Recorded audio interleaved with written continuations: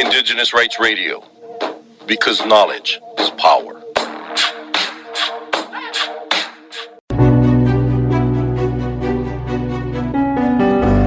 Since the energy transformation companies worldwide began introducing renewable energy production, known as green energy or green economy, to mitigate environmental pollution and industrial waste, indigenous people living in areas where soil minerals are extracted for this purpose in Nigeria have faced serious challenges similar to their counterparts elsewhere.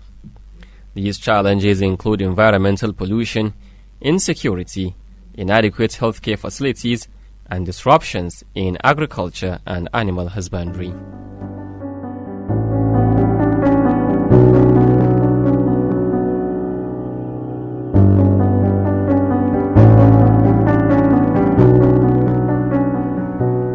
But what are these energy elements that, when extracted, harm our indigenous people? Let's explore their significance in providing clean energy and why companies are vying for their ownership.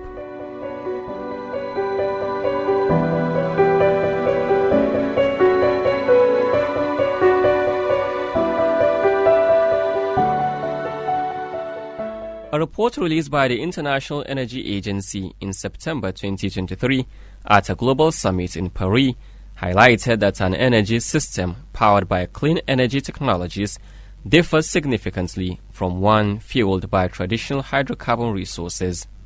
Critical minerals such as copper, lithium, nickel, cobalt, and rare earth elements are essential components in many rapidly growing clean energy technologies, from wind turbines and electricity networks to electric vehicles. Demand for these minerals are rapidly increasing as clean energy transitions gain momentum. Solar PV plants, wind farms, and electric vehicles generally require more critical minerals to build than their fossil fuel-based counterparts. For instance, a typical electric car requires 6 times the mineral input of a conventional car, and an offshore wind plant requires 13 times more mineral resources than a similarly sized gas-fired plant. Since 2010, the average amount of mineral resources needed for a new unit of power generation capacity has increased by 50% as the share of renewables in the new investment has risen.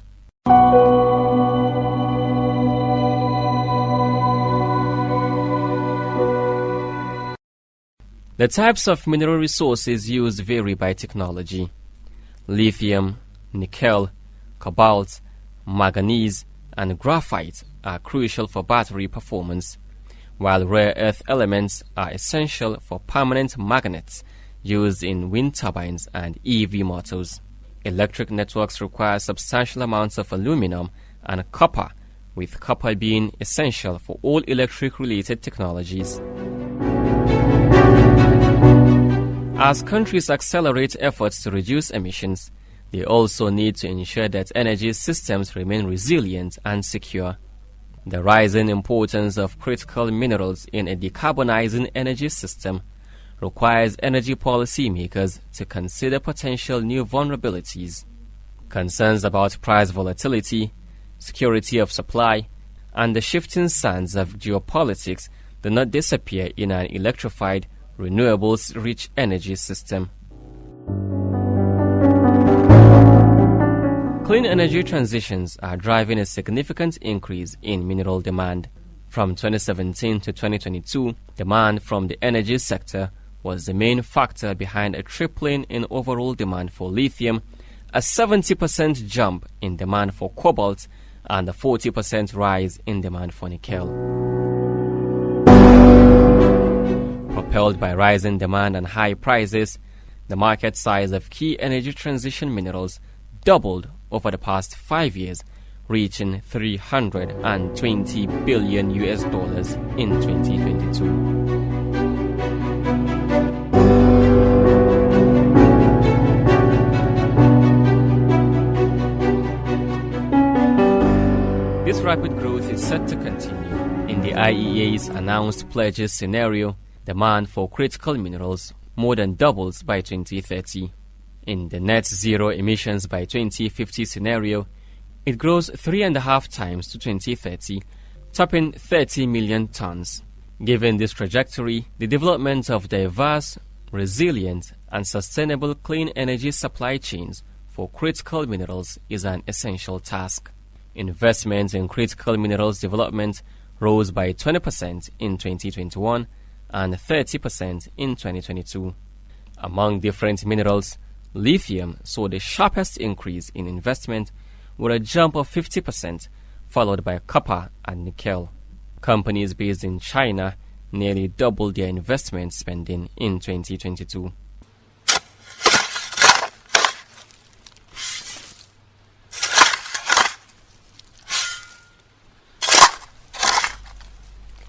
I visited part of the lithium mining area in Jalo village of Akko local government area in Gombe State, Nigeria, which is 100 kilometers away from the capital, Gombe. During the journey, I noticed the challenges faced by the people of this area. The road is in poor condition, full of potholes and dust.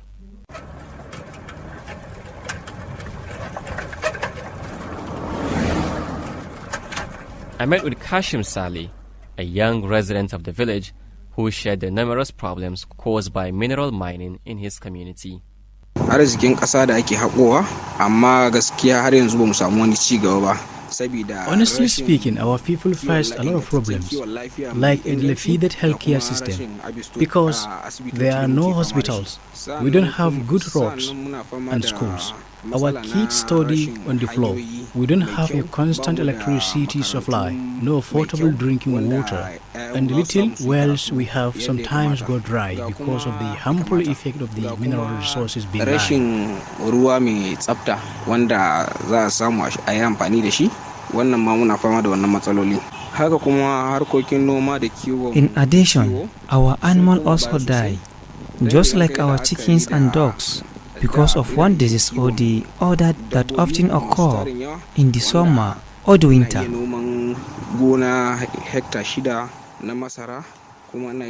In addition, agricultural activities like farming and livestock rearing facing huge setbacks. He mentioned that he and other villagers are working to establish a committee to protect their rights, including legal action to reduce the threats they face due to mining.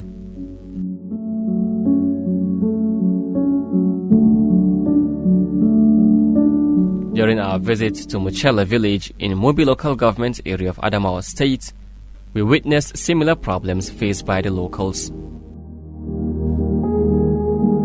In Muchela, solid minerals such as copper, aluminum, and lithium are mined.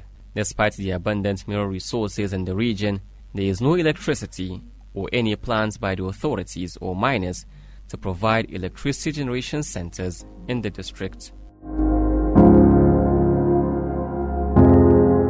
During our conversation with Nasiba Mustafa, a small-scale farmer, she explained the setback she faces in her farming business, including environmental pollution due to harmful chemicals extracted from solid minerals.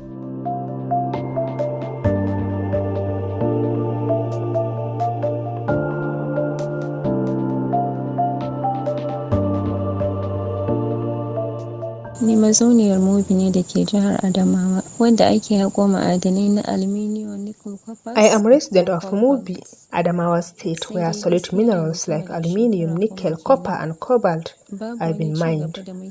However, it has been a decade now and there is no material progress in our community despite these state resources being mined in our region. A gaskiya al'ummarmu muna fama da matsaloli kamar haka. We face a number of challenges like a broken healthcare due to lack of hospitals. There are no good roads, schools. In fact, our kids study on the floor and there is no electricity. Ba mu da wutar lantarki, ba mu da ruwan sha mai tsafta. We lack good drinking water and the wells we use sometimes cease because of the harmful minerals that have been excavated. Likewise, agricultural activities like farming and livestock rearing at a low in the past. Haka kawai dabbobinmu suna yawan mutuwa, kaji da agwagi ma haka. Most of our animals are dying incessantly, our chickens and ducks too, because of one disease or the other in the summer or winter. Nasiba believes that despite the authorities' failure to protect the rights of indigenous people affected by mining activities, they must find solutions themselves.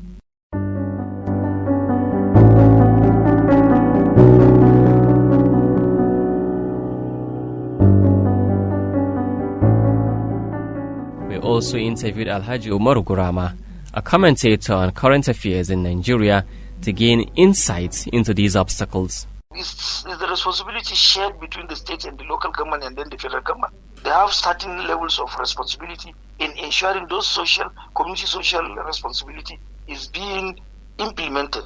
It's not just like that, but we are very careless. Community doesn't care in as much as the leadership of the community, because this kind of projects should be under the supervision of where it's a traditional leader of that area. Because it's expected that the community are the beneficiaries. So if they are the beneficiaries, it should have to have under the community leaders that they will come and sit down like the community of the committee of the community will come and sit down with the company and say, we want to embark, tell us your needs. They will go and work with the needs, whatever those community needed. If it is water, if it is school, if it is road, if it is hospital, they will tell. And then the company will go and maybe design its own plan of action and may come up with a budget, come up with how it's going to do it. But sometimes the leadership of the community are compromised to some certain level. When they get whatever pieces they have been given by the company, they will just look aside and the company should do whatever it is doing. Like now, what has been happening?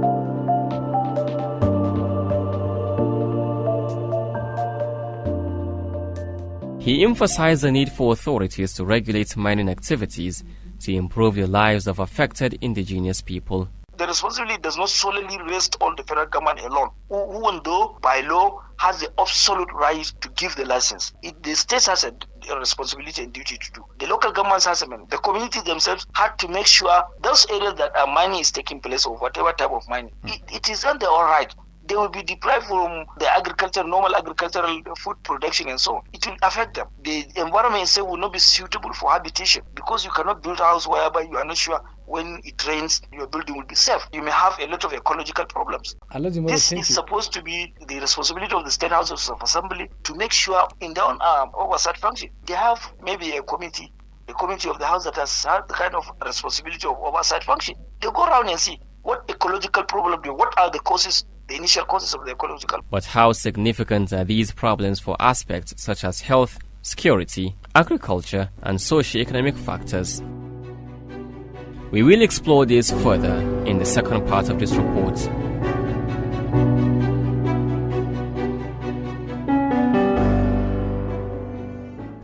From Nigeria, Umar Farooq Ahmed, reporting for Progress FM Gombe.